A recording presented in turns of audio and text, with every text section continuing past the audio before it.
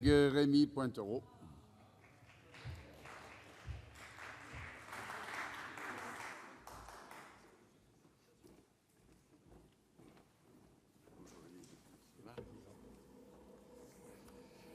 Monsieur le Président, Madame la Ministre, Madame la rapporteure, mes chers collègues, à l'initiative du président Gérard Larcher, le bureau du Sénat a confié à notre délégation la mission de simplifier les normes applicables aux collectivités territoriales. Notre première action a consisté, à l'occasion du Congrès des maires de novembre 2014, à consulter les élus locaux sur les secteurs dont ils jugeaient la simplification prioritaire. Cette consultation, qui nous a permis de faire connaître notre ambition aux élus, a montré que la préoccupation première des 4200 élus ayant pris la peine de répondre concernait le droit de l'urbanisme et de la construction, et ce, pour 67% d'entre eux. C'est sur cette base que nous nous sommes lancés dans un travail très ambitieux, à l'initiative du président du Sénat, Gérard Larcher, et de Jean-Marie Bockel, président de la délégation.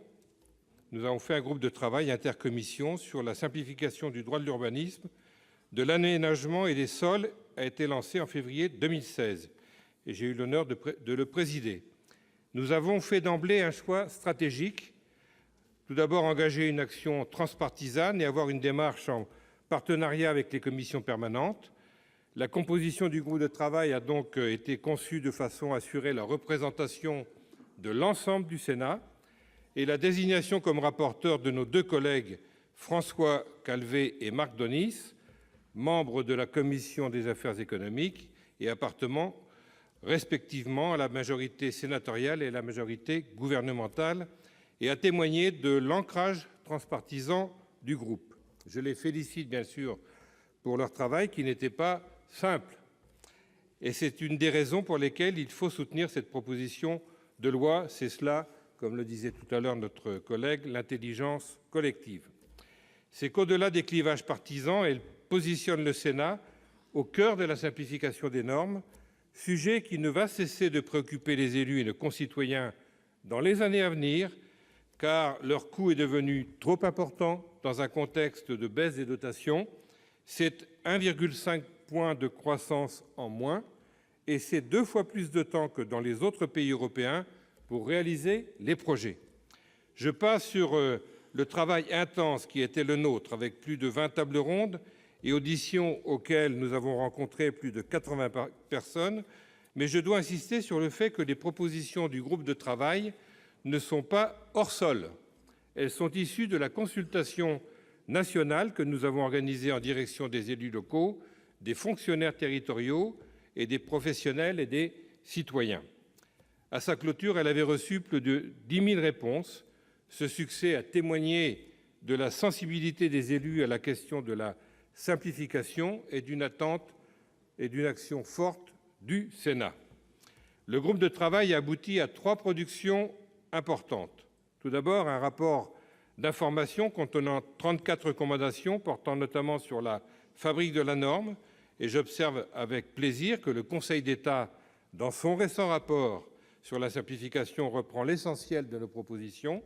Je pense à la structuration d'un réseau interministériel de la simplification et à la formation à la simplification des fonctionnaires, notamment de l'ENA ou dans les IRA, au recours plus fréquent à l'expérimentation, que nous avons d'ailleurs mise en œuvre dans notre proposition de loi, mais également à l'obligation de faire des études d'impact plus poussées.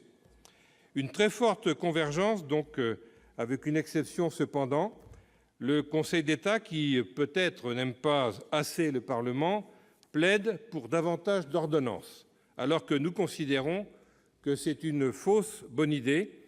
Notre groupe de travail a ensuite recensé 45 mesures de nature réglementaire, ayant donc vocation à être examinées par le gouvernement. Le gouvernement a annoncé leur mise à l'instruction par les services des ministères compétents, et un comité de suivi s'est d'ailleurs tenu le 30 septembre dernier au secrétariat d'État chargé de la réforme de l'État et de la simplification. Enfin, sous la houlette de nos 2 rapporteurs, nous avons rédigé une proposition de loi réunissant en 14 articles 25 mesures de simplification de nature législatives dans les domaines du contentieux de l'urbanisme, des documents d'urbanisme, du dialogue État-collectivité et de la protection du patrimoine et de l'accessibilité. Ces 25 mesures ont toutes été discutées avec les services compétents des ministères et de nos rapporteurs, ont souvent d'ailleurs ajusté leur texte pour le rendre plus efficace possible, mais toutes sont issues des remontées du terrain, des remontées qui ne correspondent pas toujours aux souhaits des administrations centrales. Très souvent, deux logiques se sont affrontées, l'une portée par la technostructure ministérielle, qui est plutôt conservatrice et juridique, et en face, nous avons des élus qui marquent massivement leur désarroi, pour certains leur épuisement et pour beaucoup leur colère. Maintenant que nous avons consulté les élus qui nous ont fait confiance, nous ne pouvons pas faire semblant de ne pas voir, nous ne pouvons pas accepter que la montagne de la simplification accouche d'une souris, il faut avancer, et c'est l'objet de cette proposition de loi qui apporte des solutions concrètes, sérieuses et pragmatiques aux problèmes du terrain. Et en l'adoptant, améliorée par les amendements de Madame la rapporteure de la Commission des affaires économiques, Élisabeth Lamure, que je salue, le Sénat fera plus qu'adopter des articles. Il faut aujourd'hui faire du Sénat le moteur de la simplification, et tel doit être notre objectif. Je vous remercie. Merci Rémi.